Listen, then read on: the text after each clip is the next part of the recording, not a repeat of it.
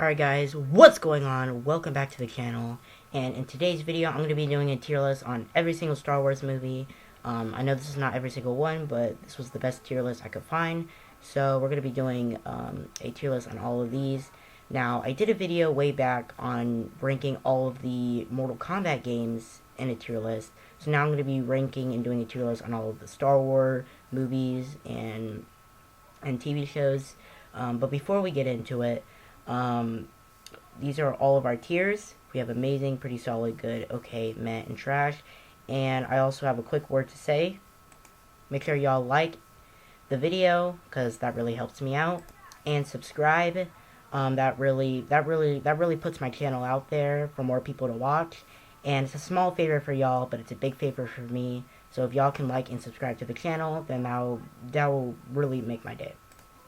Anyway, so we're gonna be doing a tier list on all of these movies, and we're gonna start with Star Wars Episode 1: The Phantom Menace, released in 1999.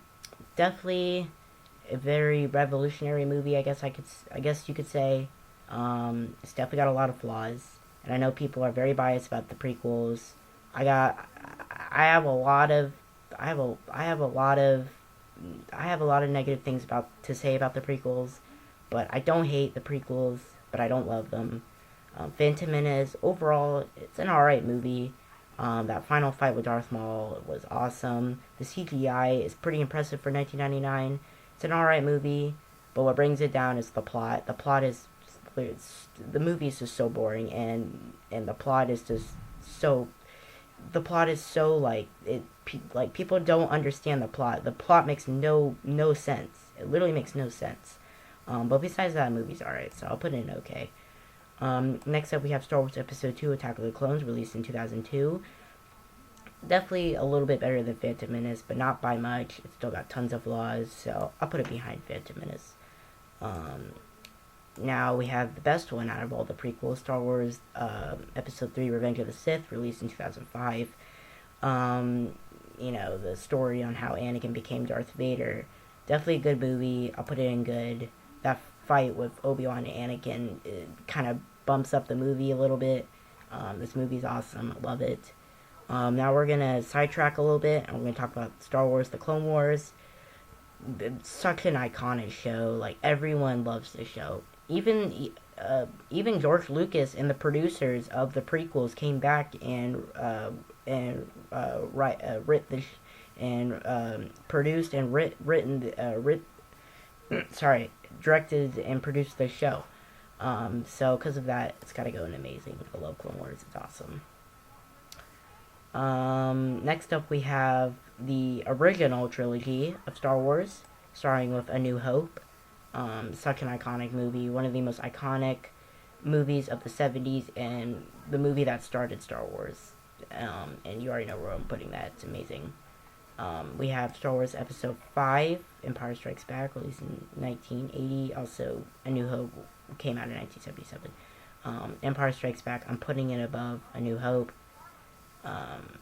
because this movie is my favorite Star Wars movie, and I love it. Return of the Jedi, released in 1983.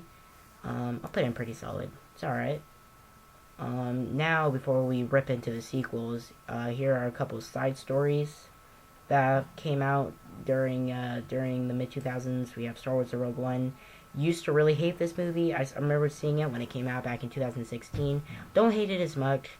I think the visuals and the cinematography for Rogue One is groundbreaking, and Darth Vader really steals the show, but the boring characters and the very weak writing really brings this movie down.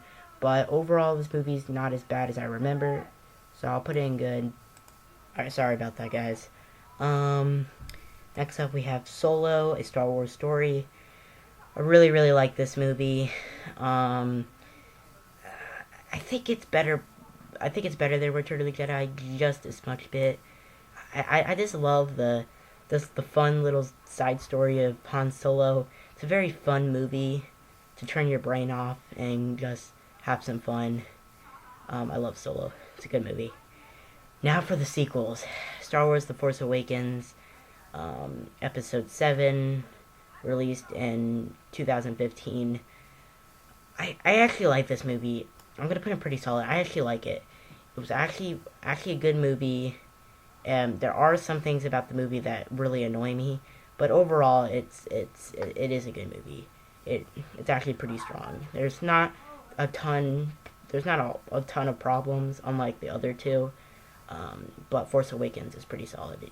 There still are a lot of things that annoy me about it. Next is Last Jedi. I don't hate this movie like everyone else, but I still think it's a very meh movie. I do think Luke Skywalker and Kylo Ren have very, very good arcs. Rey, of course, is a Mary Sue. We all know that. But Finn and Poe were treated so dirty in the sequels. Like, my God, were they treated so poorly? It's kind of sad because Finn started as a really cool character with a completed arc, and Poe. Well, we don't talk about Poe. But Finn started out so cool, and then his character just gets dragged down so hard through the next two movies. Like, it's really sad. But Force Awakens did do pretty good with Finn, and Last Jedi kind of screwed it up. But I still think it's an alright movie.